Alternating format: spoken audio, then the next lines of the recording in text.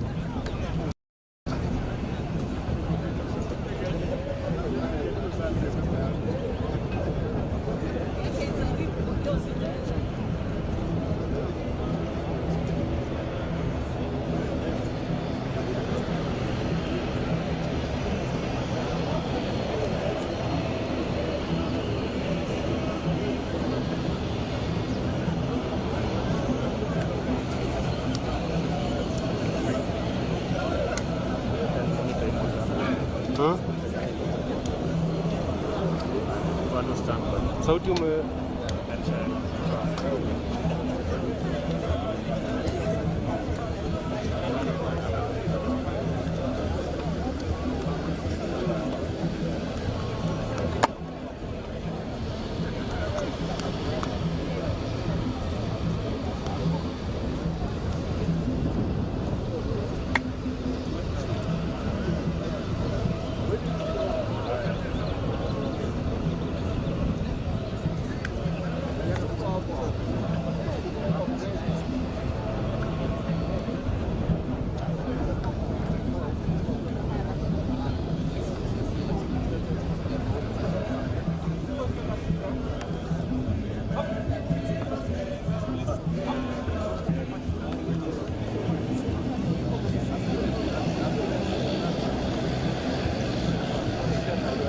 I am here with her.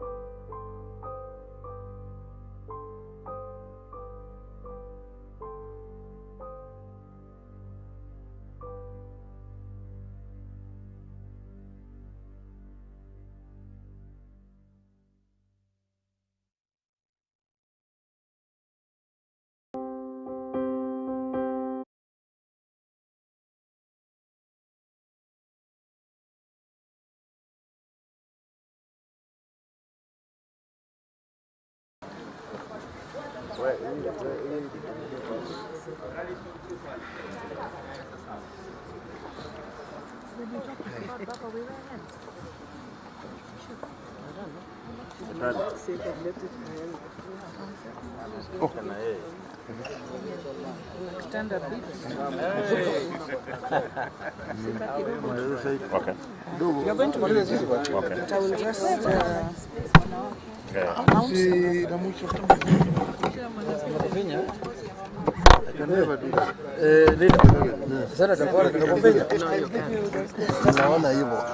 Simba will Just scroll.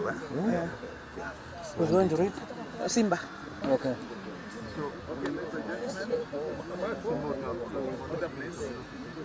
Where is it? So,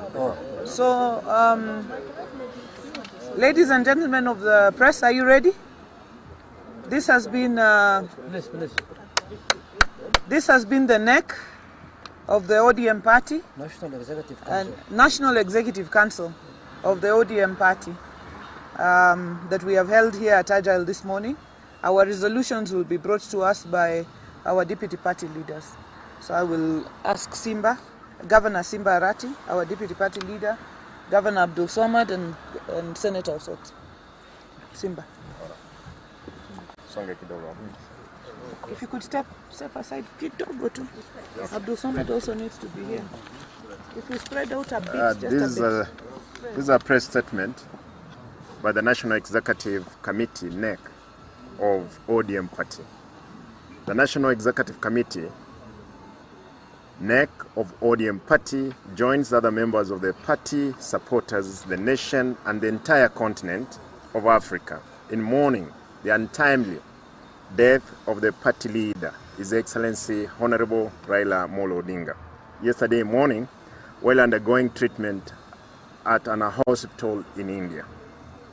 The death of Baba, as he was fondly referred to by many, is not only a blow to the party but also to the entire Republic of Kenya, which he vehemently fought for, and the continent of Africa, which he championed for its growth and economic emancipation. The NEC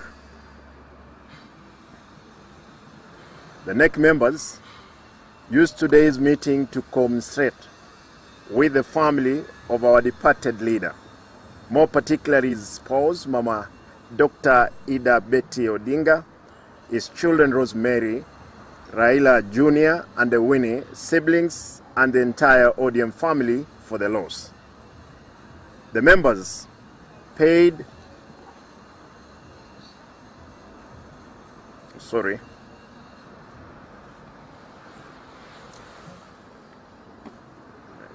chini nimekwama kidogo. Technology.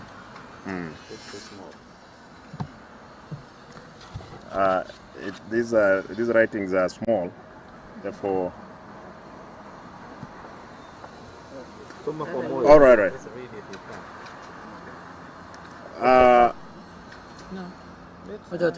Wacha atengeneze. Kuja bwana.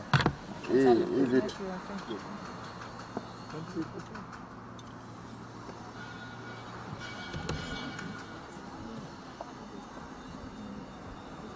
Start. Make it bold. Just increase font size. Because it's All right. Let me read the way it is. are you able to The members paid growing tribute to the party leaders who they described as a beacon of peace, embodiment of truth, champion of democracy, a love of human dignity, a champion of women and youth empowerment, a selfless leader, and the father of devolution. In his death, ODM, the whole nation, have lost. Kenya, Africa, and the whole world are mourning. We mourn the passing on of a towering giant who spent of all his youth and early life fighting for the rights of the people, hence freedom we all enjoy today. The NEC calls on all our members, supporters, and general public to mourn the passing on of this great son. As outlined by the funeral organizing committee, which is chaired by the Deputy President, His Excellency Professor Kithure Kindiki, and co-chaired by Dr. Oburu Odinga, the party is aligned with arrangements which are in accordance with the party leader's wish that when he dies, he should be laid to rest within 72 hours of his death. We shall strictly observe the program to the letter until the day of his burial on Sunday, 19th October 2025. Okay. Allow him to finish part of that statement. Having said that, the party wishes to make the following announcement to our members in Nairobi and across the country. The party has opened condolences books in all our offices.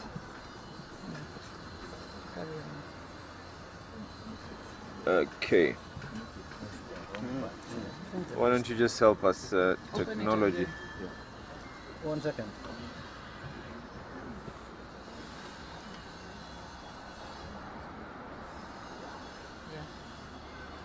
Are we good? Okay.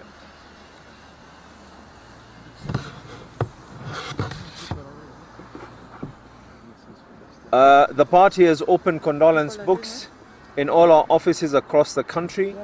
Members, supporters and the general public are free to visit any of the party offices at the county level to sign the condolence book, and in some instances the governor's offices. The body of our hero will lie in stated Parliament buildings today for public viewing from 12 to 5 o'clock. We encourage our members and supporters to head straight to Parliament for this event and to avoid Lee Funeral Parlour, which will have very minimal activity. Our respective parliamentary leaders in the National Assembly and the Senate will coordinate members of the parliamentary group and guide them accordingly on the program of events leading to the final day on Sunday, 19th October 2025.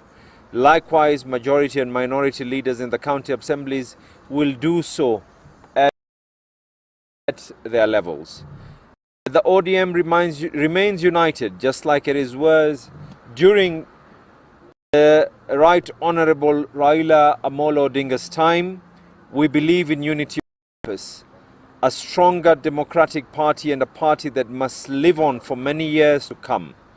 With this regard, the NEC has designated the Senator of Siaya County, Honorable Dr. Oburu Odinga, to be the acting party leader until the time that the top party organs will meet and elect a substantive party leader to fit in the big shoes that have been left by our leader. Thank you, and may the soul of our party leader rest in eternal peace. Thank you very much. Thank you. So, do you want to say something? Which way is our cars?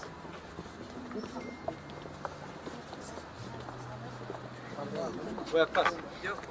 Bus.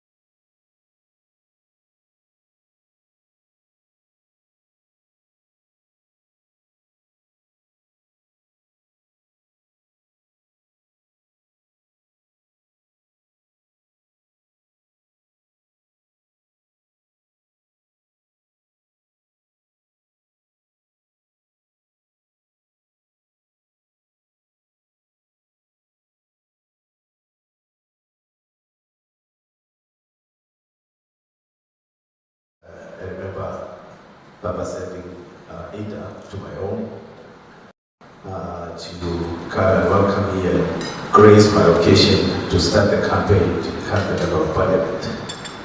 And I can't forget that day. In 2022, after election, Baba flew to my home for the homecoming ceremony to be with my people, the Maasai. And I remember Baba, of course, sitting there with one guy, CS one guy, and he was telling me, because, you know, I also seek the seat twice, I failed twice. And I remember him looking at him and says, "My, you made it this time. Never give up." And to this day, my people of Kajiado East constituency, the Maasai in Kajiado County, have very fond memories of Baba, and we will miss him forever. But of course, God loves him more. So I won't really add more other than this is our hero, and he has left a permanent mark in our history and in our lives, and we will remember him forever. And I hope his legacy, his fight for democracy will live on. And I hope our party will hold together, and so that we can foster and continue Baba's vision for this country. Thank you. 2 minutes each person, because we have many opportunities, so that they're not late for the airport. So Pastor, please keep the 2 minutes for every person giving their tribute. Okay. Yes, our president for the youth. It is very amazing for us. And up to now, I'm still but we leave it to God, because He's a giver of life. He gave us Baba. Baba met Baba to me, and then to most young people. I got to know him, or to interact with him in the year 2010, during the time for referendum. And he brought me closer and closer to him, until we became like buddies. It is indeed very disheartening, because Baba had no class. Baba knew how to interact with everybody, whether young, whether old, everywhere, even regardless of tribes, regardless of culture. Baba had no barriers. That's what I would say. My request to the leadership of this party, for the best reward that we can give to them, is to ensure that this party stands. Let's put our selfish interests aside and ensure we have this party grown, and this party to be more united. All the bickering, all the personal interests that we will have, let's shelve it, so that we can say we have rewarded by having this party related. I give my condolences to the family, my condolences to everyone here. And one request, for us, we are not members of Parliament. So when the body comes to Parliament, I don't know who is going to give us credentials to get into Parliament. And then accreditations to get into the public. When I read this, I say that I met this great man when I was still a schoolboy child, together with his great father and Professor Peter Nyonyo and James Orengo. They were very, very close to my great father, Mr. Patrick Onyango Ocha.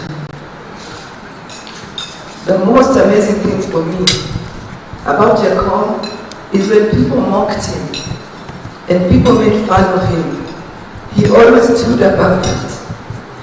Jacob was always mocked as a man who lost 6 elections, perennial loser, yet knowing very well that he had actually won some of those elections, except that he was not declared the winner. But he took it in his stride. And not even once did he try to defend himself. Jacob was almost gullible. Jacob was too trusting. There were moments you felt like, Baba, why do you trust these people? But that was Jacob. He had a big heart. Even for people who were perceived to be his enemies, he always just embraced them.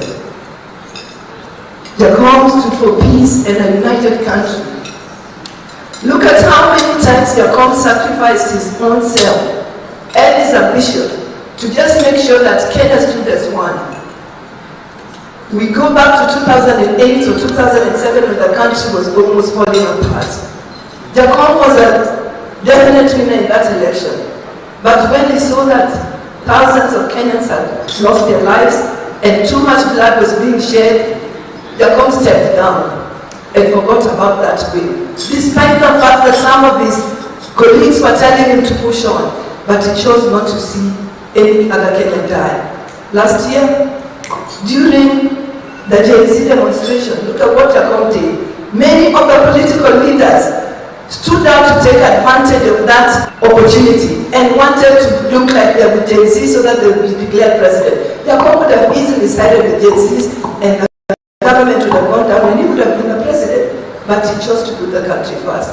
So for this great man, may you so rest. In 2014, when I was making my second attempt as a member of parliament, and I had gone to all leaders that I know in the country, but he was the only person who recognized a young person who was in no position whatsoever, and he could still usher me in the office and ask me, what are you buying for? I thought that was really touching, how we could recognize the smallest people in society and still give them audience. And that's how I actually got motivated to be where I am. I think we can talk the whole day about the book. We just wish that the podium, he has trained us. Let's just carry his flag high. And the leaders who are here, just don't let us down. We still believe in you. Just keep the flag high. For Jacob's sake, thank you. Thank you very much. Luarigo, you have 2 minutes. Chair, Jacob, I met Jacob the first time I started thinking of becoming a member of parliament. He told me, "Is it your first time?" That's what he asked me. I told him, "This is my first time to attend politics." Then he wished me the best. The second critical moment is when he told me to fly back from Japan so that we can attend the Bombardier in Turkana. He waited me at Wilson Airport, went together to Turkana, and you know what transpired in Turkana when our governor tried to resist the court from addressing the Turkana community. Chair, I think as the leadership of ODM, this is the right moment. We should unite ourselves. Let the death of Baba be a power to propel ODM. I want to request us, the leadership. You remember when Baba told us, this is the time to unite the country. This is the time to demonstrate we are leaders. It is about this country. It is not about ourselves.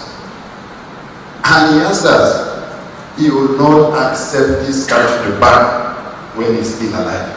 So the question is, now the call has left us. Do we allow as ODM leadership this country to burn? or we will continue with the spirit of Baba of uniting this country? That is the question of leadership. Let's demonstrate leadership, because Baba demonstrated stewardship and patriotism. Thank you. Thank you very much, Ben.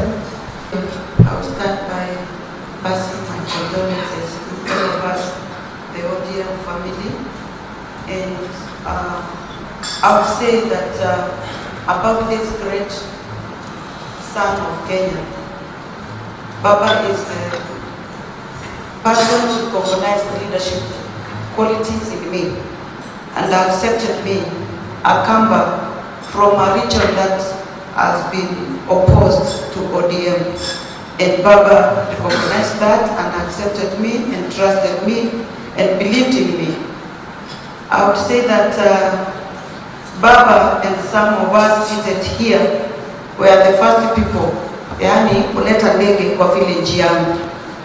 Ndege ya kwanza kukanyaga ngomeni ilikuja na Baba na viongozi wengine ambao ninaheshimu sana na waona hapa, na that gave a statement to my people, to my village. And since that day, my life has never been the same again. Today, I'm in Parliament, courtesy of Baba. I will never forget that. Lastly, I would say, for the respect and love of Baba, let us remain united. Baba believed in nationalism and kept repeating to us that we need national outlook. Let us not lose that. We keep that and we make sure we remain united. We retain the national outlook of the party because the party belongs to all of us in Kenya. Thank you so much. Nataka nitoe risala za rambirambi kwa familia na mwenda zake shujaa Raila Odinga na pia kwa chama chetu cha ODM. Mimi nilimjua Baba nikiwa msichana, tukiwa na mwenzangu Mheshimiwa Masito, na nilimtambua Baba ya kwamba ni kiongozi anayetambua kina mama na ni kiongozi anayetambua wachache na wale waliotengwa. Na ni wakati Baba aliponiona katika harakati zangu za siasa, akamwambia mheshimiwa aliyekuwa kule Likoni wakati huo ya kwamba tumteue Mheshimiwa Mishi kama MCA ama kansela katika Mombasa County. Basi mheshimiwa yule alifanya hiana na hakukubali, akapeleka jina la kijana. Jambo hilo lilimkasirisha sana Baba. Na wakati huo Mheshimiwa Mudavadi alikuwa waziri wa local authority. Basi Baba pamoja na cabinet secretary Joe na Mheshimiwa Mudavadi walikaa wakazungumza, wakasema hatuwezi kumpoteza huyu msichana, lazima tumwangalie. Baba nominated me, nikawa kansela katika kaunti ya Pwani. Na kutoka hapo Baba alinijenga kisiasa. Tuliendelea na harakati za siasa. Wakati wa mambo ya chungwa na ndizi, sisi ni wale tulikuwa pale kati Likoni, karibu tuwawe na marisasi na mambo yaliyokuwa pale. Lakini baada ya hapo tukawa na katiba mpya ambayo tutakumbuka sana Baba na hii katiba, kwa sababu alitupatia nafasi sisi kama kina mama tuingie katika uongozi. Niliingia kwenye kinyang'anyiro, na wakati wa nomination ya Mombasa County, wakati huo Janet Ongera alikuwa ED wa chama chetu. Nikawa nimeshinda, media wakawa wamenitangaza, lakini baadaye kukawa na watu wanafanya ukorofi ama filifinyange kunipokonya tiketi yangu. Baba alitoa sauti moja tu, akauliza returning officer, nani ameshinda uchaguzi wa chama Mombasa County? Akaambiwa na returning officer ni Mishi Boko. Akasema, na kwa nini hujampatia tiketi yake? Mnamzungusha leo jana watu wote wamepatiwa, lakini yeye mpaka leo hajapatiwa. Na wapatie jisani moja Mishi apatiwe tiketi yake. Kweli mimi niliita watu wangu na tukafika pale, na mimi returning officer akaomba msamaha, nikapatiwa tiketi yangu upande ya ODM kusimamia women representative. If it was not Baba, maybe I could not be the first women representative for Mombasa County. Alitoa sauti na akasema, "Dada alishinda. Na mimi imetangaza. Na nini hajapatiwa tiketi yake?" Nataka niseme tiketi yake apatiwe ushindi wake mara moja. Na nilipata ushindi wangu. I cried for joy and I said, this man ni mtu ambaye hapendi dhulma, na ni mtu ambaye anajua wanyonge na anajua kina mama. Also Baba aliensure ya kwamba kina mama tumeingia katika uongozi. Wakati alisema direct nomination ya wale kina mama ambao wamepitisha 50% katika ile popularity katika ile sehemu. That is why we have kina mama wengi katika single constituency from our ODM. Baba alipenda kina mama sana. Baba alipenda vijana. Baba alipenda minority and the marginalized. I hope whoever is going to take that shoe of Baba is not going to isolate people like us who are marginalized and we are minority. That is why today we have CS Ali Hassan Joe. It is Baba loves Kenya. We need the unity and we need the unity. Kabisa kabisa, asanteni. Baba all the way inshallah. Ukapoke pema penye waja wema. Asante. Dar Halima Daro. I come from Marsabit County. For those who don't know me, I was born in Moyale. I came to ODM party in 2012, and I'm the first person who brought Ukuri Atani to the party, and we won everything, and Baba trusted me since then. But the painful part of this is I can't say a lot sinanguvu. Baba, the last time I saw him about, I think 3 months ago, alipigia Mheshimiwa Junet, akaongea naye mambo yangu, akamwambia usiache msichana yangu kwa baridi. Mimi sitasema mengi, amenifanyia mengi because of the time. Na upatia pole, I'm dying. Thank you very much, Kakiri. Next. And then we go to Elsie. I wish to relay my heartfelt condolences to the strongest man I have ever met in my life. He is the one who ignited my passion. I started reading about Baba when I was in school. When I was in the university studying politics, I could borrow a lot. Up to the time when he was incarcerated, the liberation struggle, I learned about the fortitude that Baba displayed. I remember in 2007 when I asked Baba for a meeting with 80 deaf people in Kenya, and then so that we discuss how we could launch the Disability League and the disability chapters in the ODM party. Baba sent Mudavadi to come and organize the meeting for us. So we organized a meeting, we talked with Mudavadi, he gave the report back to Baba, and then when we moved to the year 2014, I attempted to vie to become the secretary for disability affairs in the ODM party. Baba saw my potential, and then he encouraged me to involve myself in the activities of the party, despite the fact that Muaora was the one in charge. So I really see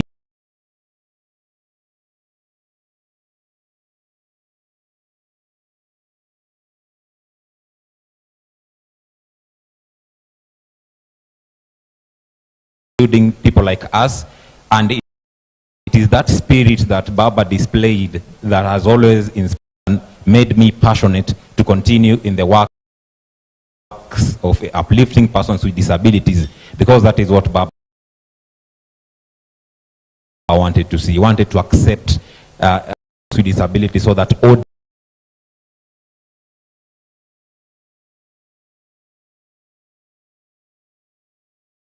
ODM can be an inclusive party that will ensure that nobody is left behind. So this is somebody who motivated persons with disabilities and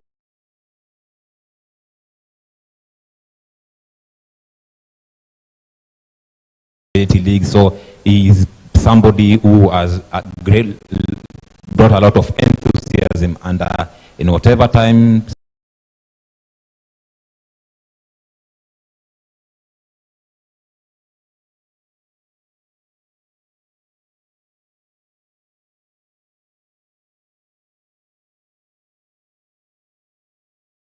And whatever situations that happened, he always communicated with us.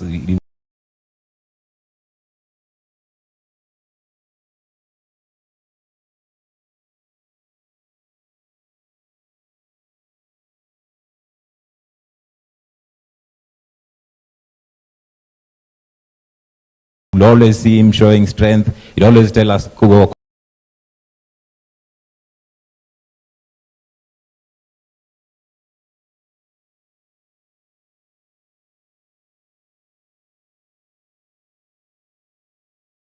accept that his meetings will end without me speaking. So I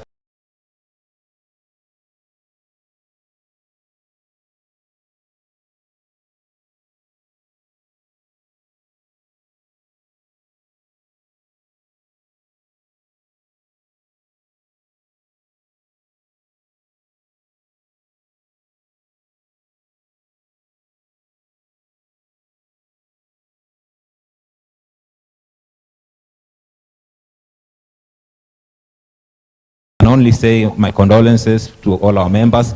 God loved Baba more.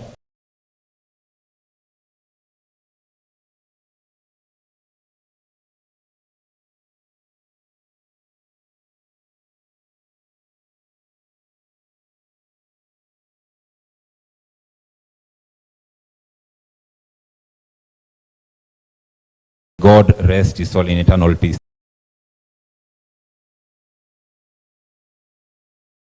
Thank you. Thank you very much. Elsie. Received the news.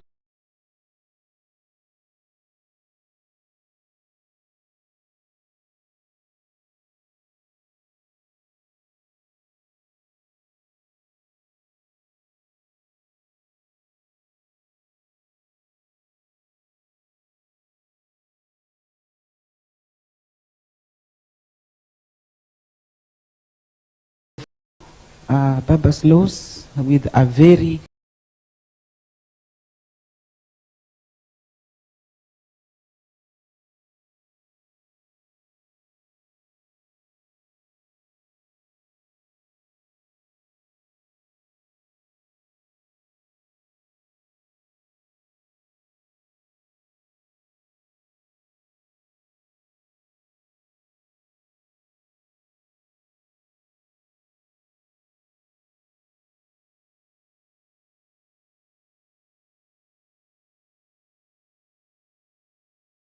heavy heart. It is very difficult to come to terms.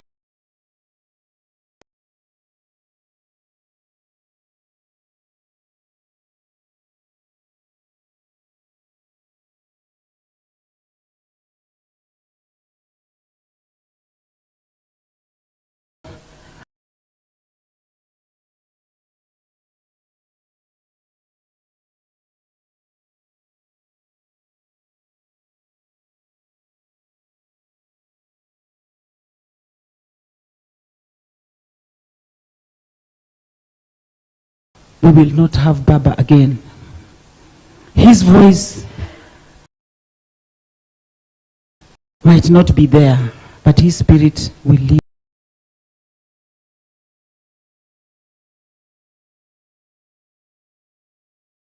forever. Baba had all of us.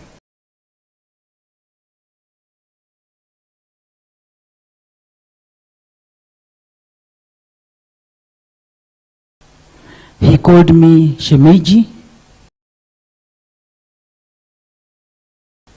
We are here because of Baba. I knew him because Baba was a household name in my family. My family is in tears. If you come to my house, they still have the poster that Baba had 10 years ago. It is painful. We have lost the father of democracy, the father of multi-party, the father who cared about us women. May he rest in peace. May we stay united as one family. ODM, we should not be divided. Thank you. Christian? This is to all of us, me included, because I really talk with a very heavy heart today. I knew Mzee through my late father and mama in the 90s. And when I stand here, I've always seen a similarity in the two. Generous, outgoing, brave people, and people who really care about less fortunate. Baba knew my story from my childhood, I think, because I think they used to talk with Mzee, and Mzee told him a lot about me. So one time, I was called by Ndimama to his home, and Jacom was there. And he held Jacom's hand and mine and said, "Chunga hii msichana yangu." And I will always remember that, because just before the death of Ndimama, 3 hours to his death, he also called me and told me, "Mama," he left me with 2 things. "Don't you ever leave Raila Amolo Odinga." So even if I had anything, one thing I would never have done, because it's a curse. But I want to say this, I have come so far with that old man, with Jacom, sorry. Because during my mother's burial, they were there. My brothers, they have come to my home with the deputy chair, with the deputy party leader, and you could see the relationship. It was a family relationship. To me, I lost a father yesterday, a father figure, a mentor, and a great friend. And I know for sure my life will never be the same again. And I know for sure Kenya will never be the same again, and they'll never have a man like this one. One thing I want to remember about him is braveness. There was a time, I wish Memusi was here, we were going to Muruadikir. And actually we had told him, we warned him not to go to Muruadikir. And that is the place he said, "I'm going there." We said, "That place we are going to be stoned, we are going to be beaten." And he said, "That is the place I want to go." And we flew there. I'm telling you, Chair, Your Excellency, we were stoned. I fitted in the dashboard ya gari, as big as I am. But you could see Jacom with his braveness would still say, we have to attend the baraza. And at least he got a lot of people who supported him, because there are so many Kenyans there who are crying today because of the braveness of that man. So today I just want to say, let's stay as a family. Because if there is anything we have to show Baba, is to stay as a family. And ODM should go stronger. Thank you so much. Thank you very much. Maybe I'll take Masito as among the final ones, given the time. Basi asante sana mwenyekiti. Mimi pia nitoe rambirambi zangu za dhati, mimi na familia yangu na watu wa Kwale. Vile tulivyomjua Raila alitupenda sana watu wa Kwale. Na ninajua alitujali na akatutakia mazuri kila siku. Kitu cha msingi, Chair, nilikuwa nataka kusema hivi. Mara ya mwisho nikizungumza tukiwa na baba Diani, alitaka kuona the Bambaulo family. Na mimi nikamuitia Bambaulo family, akawaona kwa sababu wale ni ndugu zake. Hao pia wanajitayarisha kuja kwa mazishi. Sijui tutawaweka wapi pale, lakini lazima watambulike kama Bambaulo family wamekuja kuzika ndugu yao. Asante, Chair. Asante sana. Omanyo? Or Halima? Senator Hamida. Asante. I'm thinking of Halima here. Yangu nafikiria tunaomboleza tu sote. I just wanted to share one thing. Baba called me juzi. That was the night before he passed on, at 6:15. And in fact, I was guilty. I thought it was someone else using his phone to call me. So hello Hamida. So now nikashinda nikamwambia, "Oh Baba, sikutaka kukupigia because I thought I need to give you time to rest." Akaniambia, "Pana, Hamida, I'm coming home." Now where Baba was, he sent me last year with my husband, because my husband had suffered pains, injury ya mgongo. So anyway, he sent me to Kerala, and we were there the whole month. So then he told me, Hamida, now that you've been here, you know the drill of this place, what they do. So mpaka sasa siwezi kunini. And he wanted to know, there's a meeting that he wanted me to organize for him. And he told me, Hamida, you remember I want you to do an Arabic kind of, I think he knows, an Arabic, and Arabic music and Arabic. And he was just laughing. So I told him, Baba, don't worry. In fact, we won't even go to the hotel. I'll do it from your house. And I'll transform that place to Arabic, whatever. And the chef, I have a chef who is going to do the Arabic. And he was telling, I'm coming home. Hamida, I'm coming home. That was the last word. Mi naomba tu tushikane sote. Baba mentored us. We have come a long way. Some of us, we were very young. Na ametushika mkono. Mi naomba tu na sisi wenyewe, wengine, who are also, come from marginalized, mositutupe na tushikane sote. We have so much to share about Baba. Asante sana. You, Hamida, Catherine, and then Babu.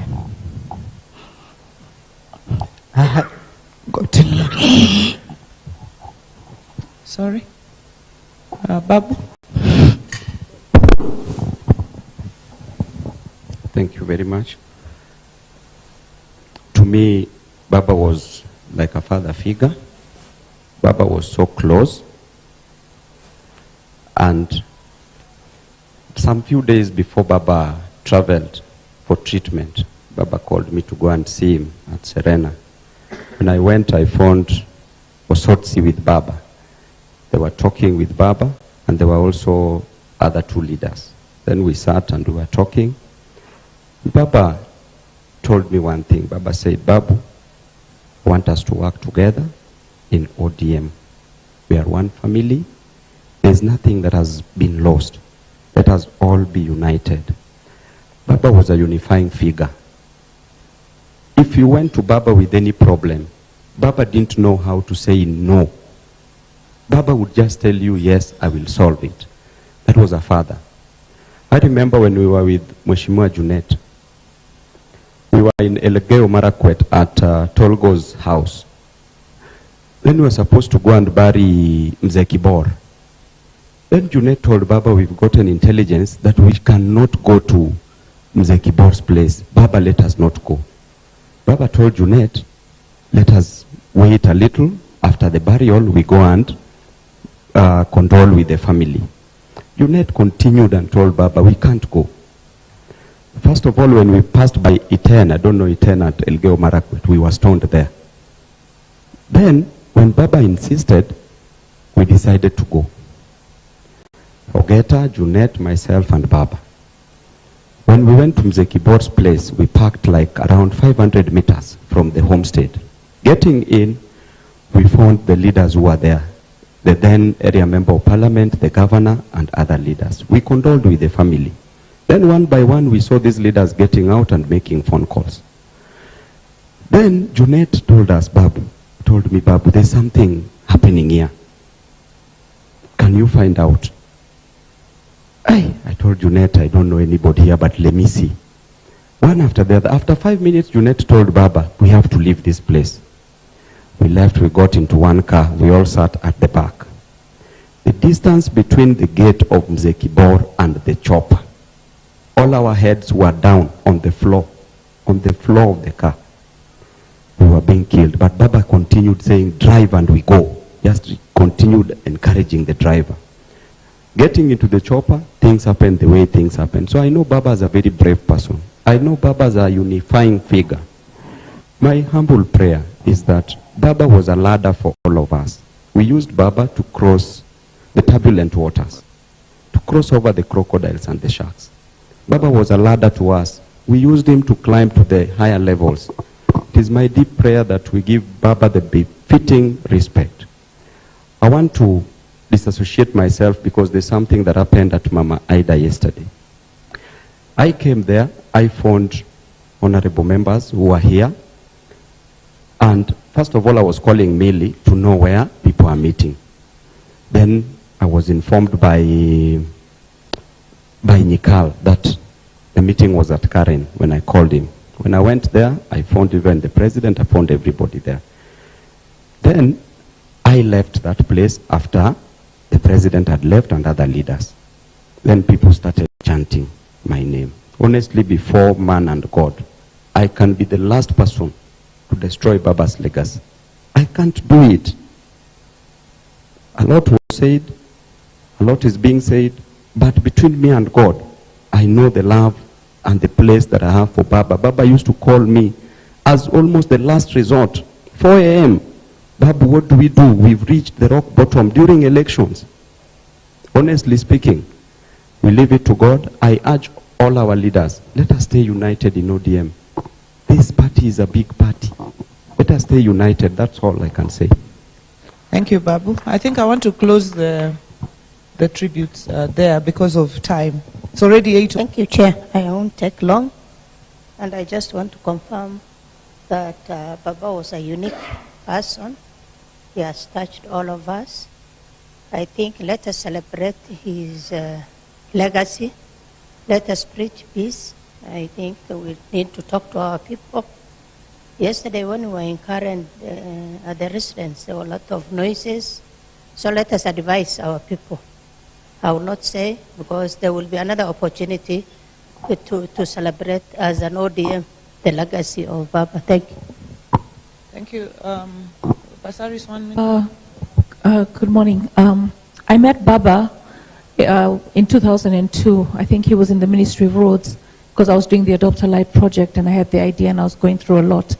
And when I finally realized that I was being fought and it was corruption, the only party that was speaking very, very strongly against corruption was ODM. So that was the party that I had to join. And I was the candidate in 2007 for mayor, in 2008 for Embakasi, and Baba stood with me even though there were divisions within the party.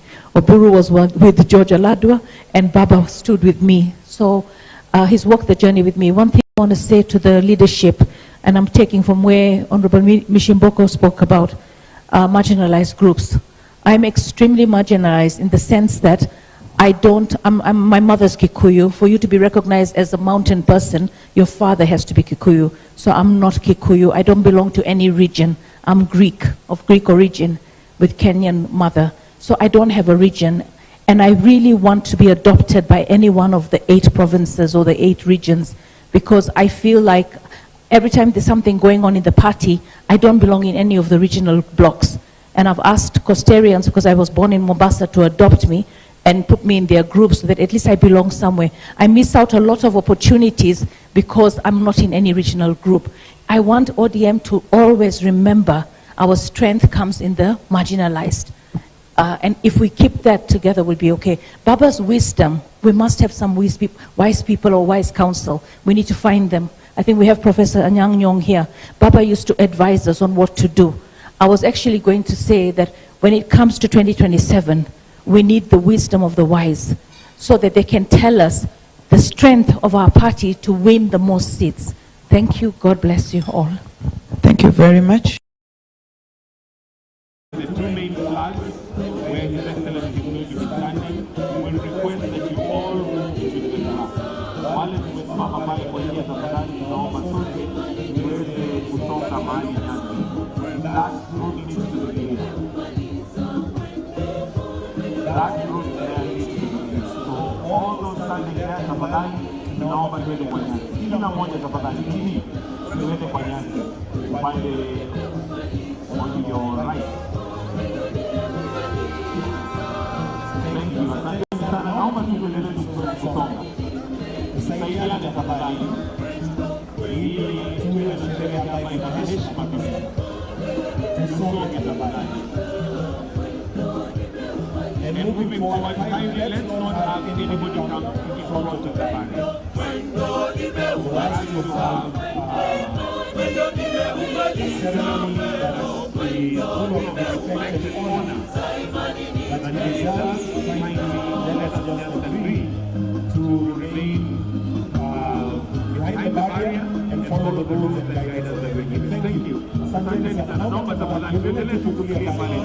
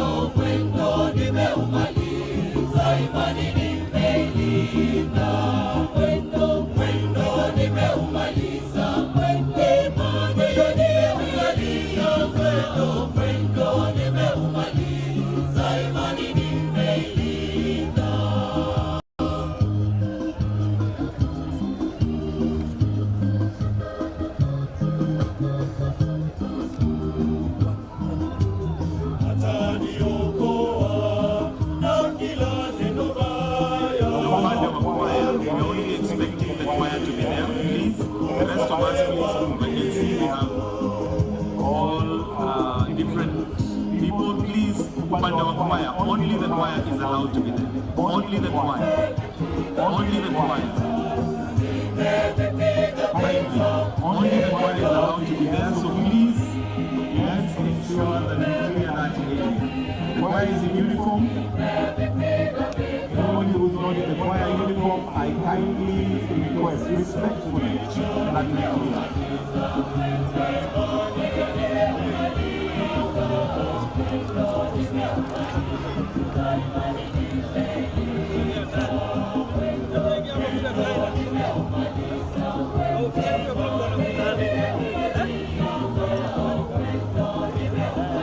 I'll mention again, only the choir is allowed. Moving this way to your left, only the choir is allowed. Only the choir. I can still see a few of us still there. Please, let's get behind the barrier. Upande wa choir, please let's get behind the barrier. You are not in the choir. Let's get behind the barrier, please.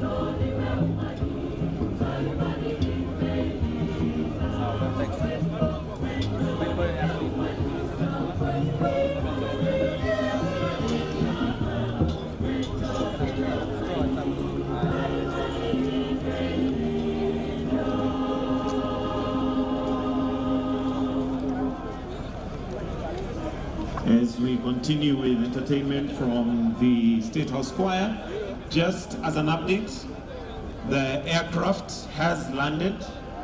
The aircraft has landed and is slowly wheeling its way here.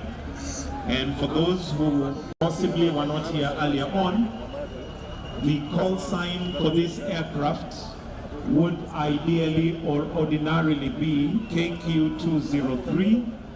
The call sign for this aircraft would ideally be KQ203, but for today, in honor of the former Prime Minister, the late Prime Minister Raila Odinga, the call sign is RAO 001. So in honor of His Excellency, the late Raila Amolo Odinga. The call sign for the aircraft that is now wheeling in is RAO 001.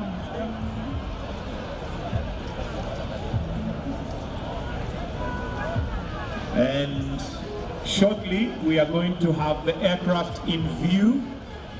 It has already landed, and in a short while, in less than 5 minutes, we'll have it in view.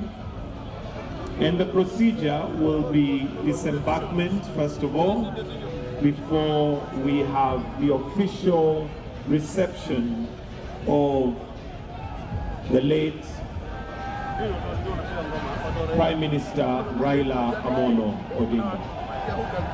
So shortly we're going to be seeing KQ, or rather RAO 001, wheeling in, and the procedure will be first disembarking the passengers before we now have the official reception of His Excellency, the late Right Honorable Raila Amolo Odinga.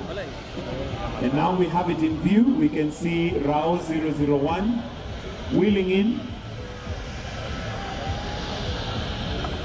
That is the aircraft that has carried the late Right Honorable Raila Amolo Odinga from India to Kenya. As mentioned, the procedure that we expect is disembarking the passengers. It should take about 15 minutes to do that once the aircraft has grounded to a complete halt. And there we'll have a salute in honor of the Right Honorable Raila Amolo Odinga.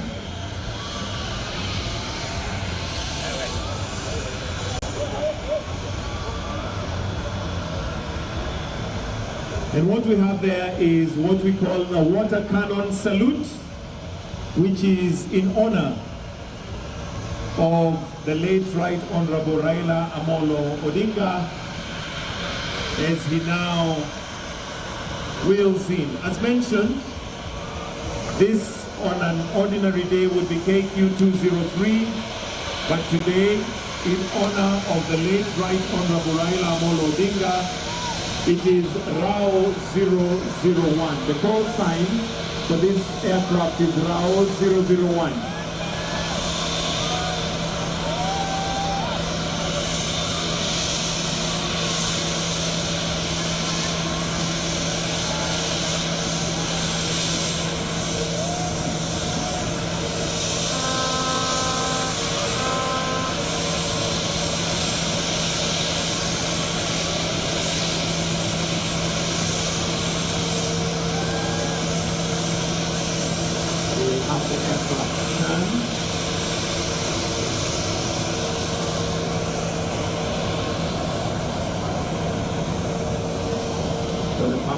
Disembarking the passengers.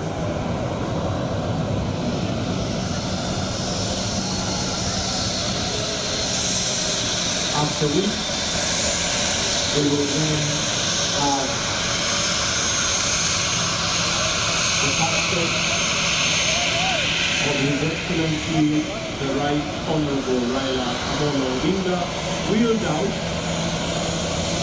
to be officially received by His Excellency Dr. William Samoei Ruto.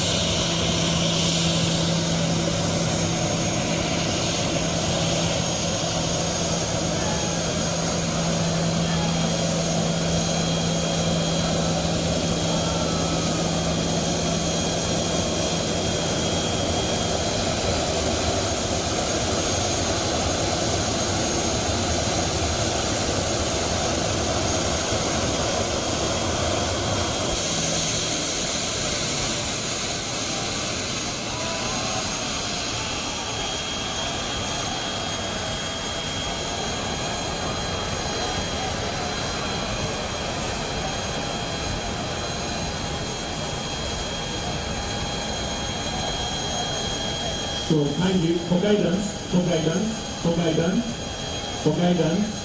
we'll have the cabinet secretary, then members of parliament, all facing towards the aircraft.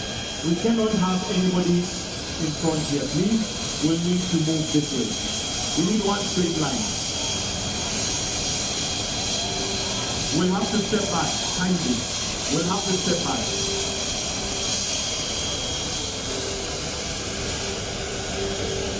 So cabinet secretary followed by members of parliament to the right.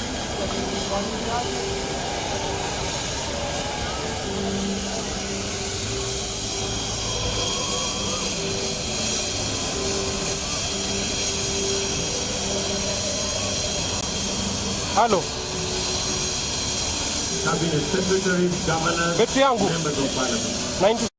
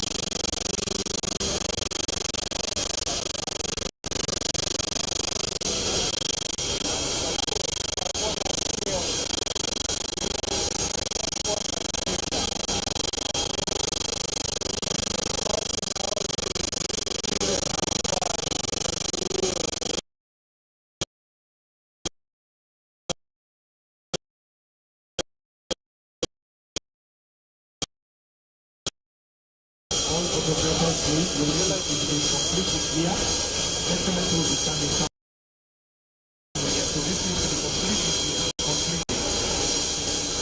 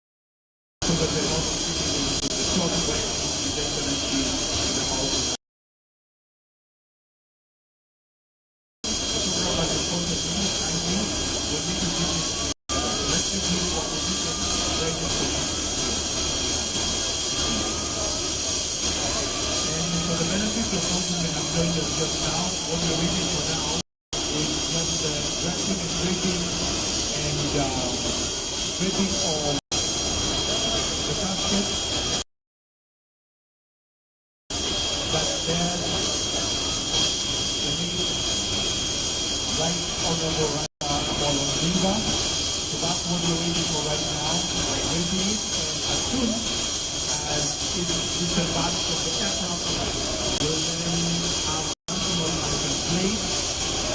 We will, and as soon as it gets to the front here, again we'll have the national anthem, the East African anthem, to mark the official arrival of the left right honorable Raila Odinga, after which we'll have prayers before we progress with the rest. We don't expect it to be a very long program, but that generally is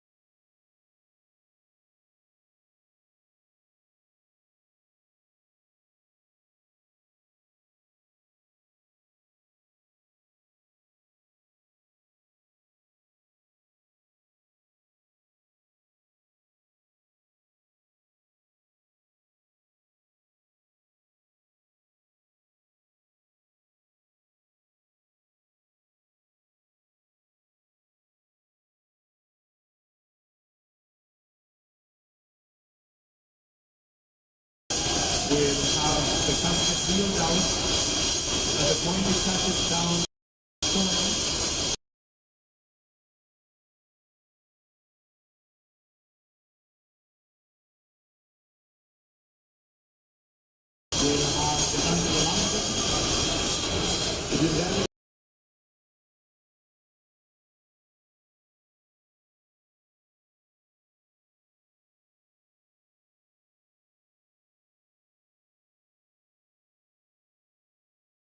The wheel past the rake, where we'll also have the anthem again together.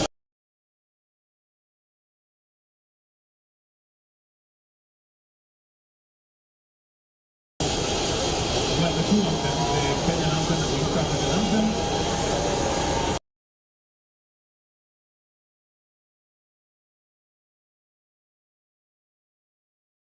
After which we'll have a prayer.